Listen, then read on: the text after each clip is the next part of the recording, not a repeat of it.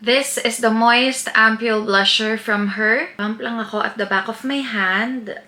Ooh, okay. Ayan yung na-pump sa kanya and may pagka-liquidish siya ng konti. Watch muna natin siya.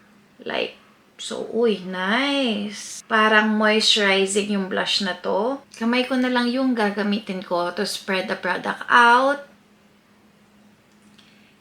Oh, nice. Ang ganda niya sa cheeks. Parang nag-glow yung cheeks ko, as you can see. So, ito yung meron and ito yung wala. Kita naman yung difference. Since nga may pagka-liquid itong blush na to, may tendency siya na mabura yung foundation underneath. But I think this blush can be used on its own. Marami pa rin natira.